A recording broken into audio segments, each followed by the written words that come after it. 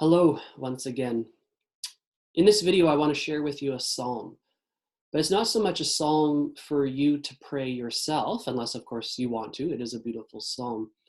But I want to share with you a psalm that can maybe help lead you into a new form of prayer during these stressful times, and that is a prayer of silence. Um, During anxious times and times of unknowing, times of silence and prayers of silence can be especially important. When we enter into a time of silence, a silent prayer with God, what we effectively do and what we consciously do is we, in a sense, take a step back from our life. We take a step back from our own wonderings, our own busy thoughts, or even our own speech. We take a step back from all of that and we kind of create this open space within our life, within our spirit, within our consciousness. And we create that open space for then God to come in and fill. And the prayer of silence is really a prayer of listening. Listening to what God might be seeking to do, listening to what God might be seeking to say to us during these incredible, busy, and unknown times. For myself, I try to incorporate prayers of silence almost daily into my own devotional routine.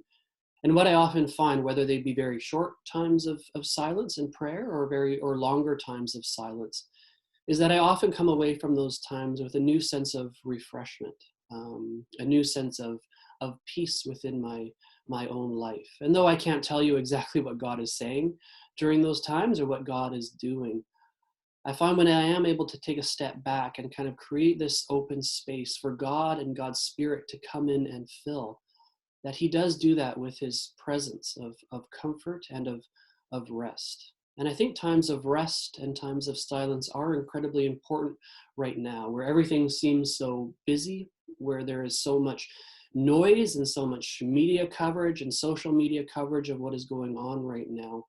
I think it is especially important, especially if you find yourself anxious and really hurting, to turn a bunch of that noise off, to slow down times during your day where you can take a time out, find a silent place or a quiet place, and just kind of retreat back a little bit into some idleness, into some rest, and begin to kind of listen or just be present to yourself and what God with His Spirit is doing in those times of silence. Herman Melville, in his book Moby Dick, um, has this incredible imagery.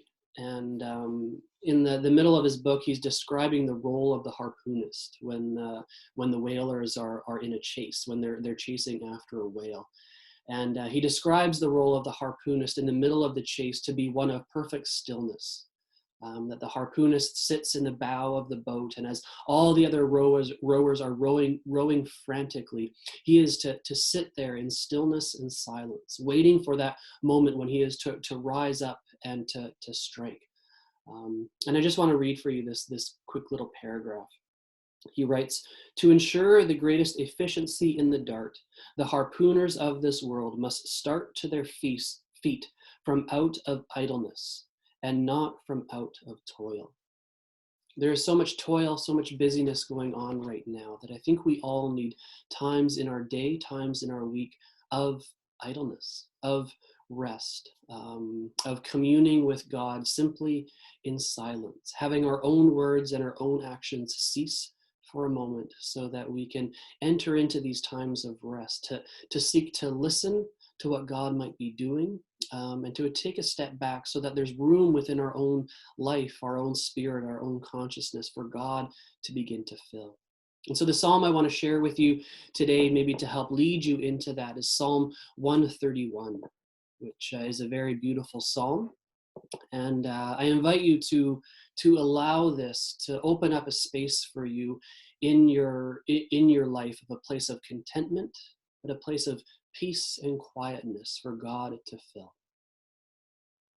It says, "O Lord, my heart is not lifted up. My eyes are not raised too high.